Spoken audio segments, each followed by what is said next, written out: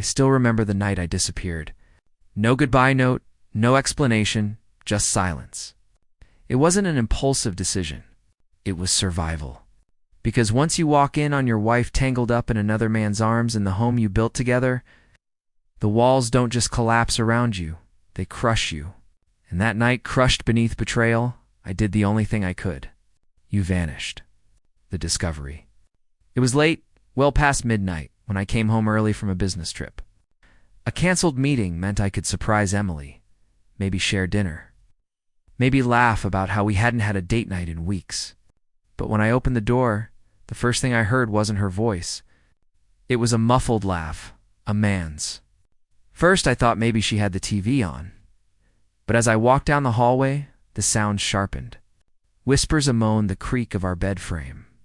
My body went cold. My heart knew before my brain would accept it. I pushed open the bedroom door, and there it was, the woman I loved, arching into someone else. Her face twisted when she saw me, not in guilt, not in shame, but in annoyance, like I had ruined her moment. And the man, he didn't even scramble to hide. He smirked at me like he had already won. I didn't scream. I didn't throw punches.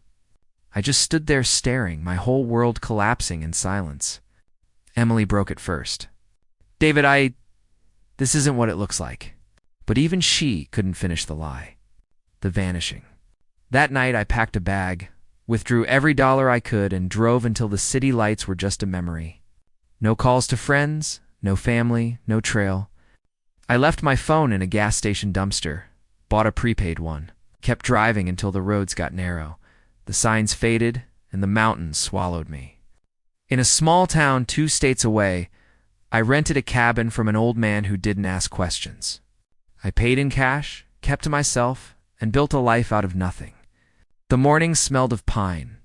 The nights were heavy with silence, and slowly, painfully, I taught myself to breathe again.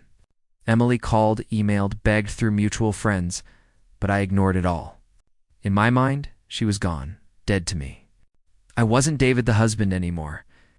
I was just a ghost. The unexpected knock. 2 years passed. I had grown used to solitude. Fishing at dawn, chopping wood for winter, fixing leaky roofs for the locals who didn't pry too much. And then one gray afternoon, as rain streaked across my cabin window, there was a knock. Froze. No one ever knocked.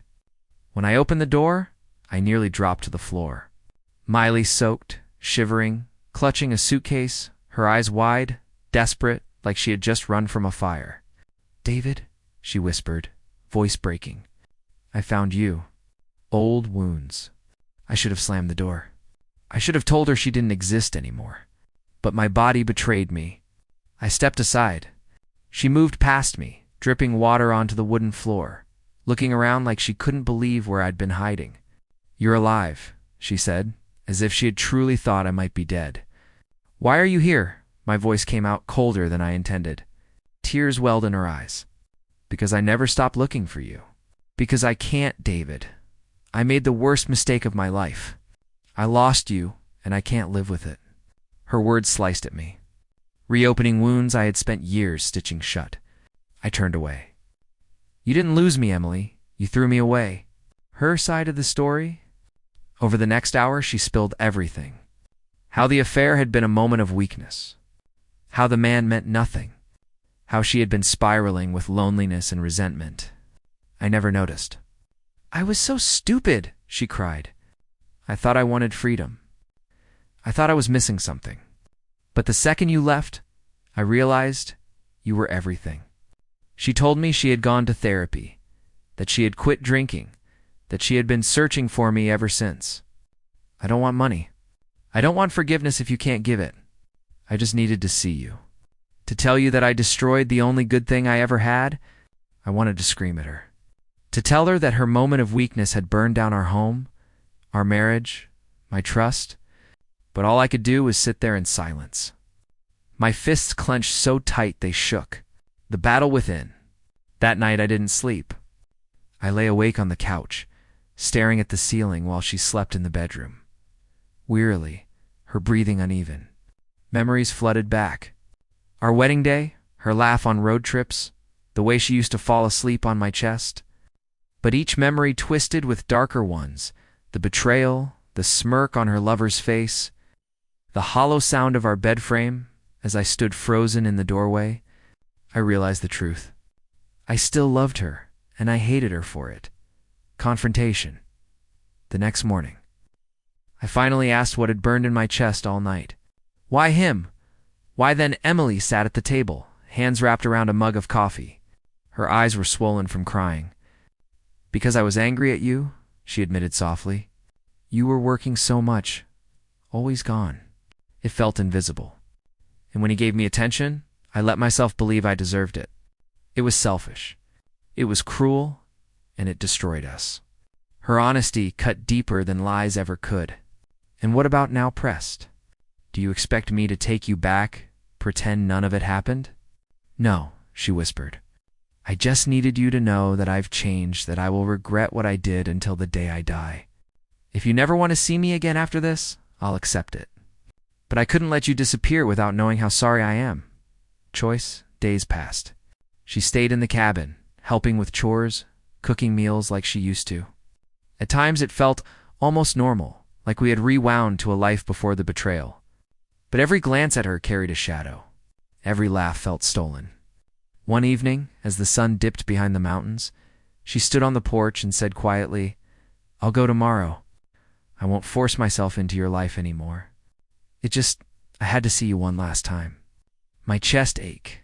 The thought of her leaving again felt like losing her twice. But keeping her felt like inviting the knife back into my ribs. The final decision. That night I sat by the fire long after she went to bed. The flames cracked, my mind burning with them. Could trust ever be rebuilt? Could love survive betrayal? Or was it like glass once shattered, forever fractured, no matter how carefully you piece it back together? When dawn came, I walked into the bedroom. She was awake, eyes red, as if she hadn't slept. Emily, I said quietly, I loved you more than anything. I still do. But love isn't enough anymore. Tears slid down her cheeks. She nodded as if she had been expecting it. You deserve peace, she whispered, even if it isn't with me. She packed her bag, paused at the door, and looked back one last time. I'll never stop loving you, David. I'll never forgive myself. And then she was gone. It's been months since she left the cabin. Sometimes I wonder if she found her way back to the city, if she rebuilt her life, if she carries the weight of what happened the way I do. Do I still love her? Do I want her back? Her betrayal carved scars too deep. But here's the strangest truth. When she found me, when she finally looked me in the eyes and admitted her regret, a part of me finally let go of the bitterness I carried. I may never forgive her, but I no longer live as a ghost. For the first time since that night, I feel alive again.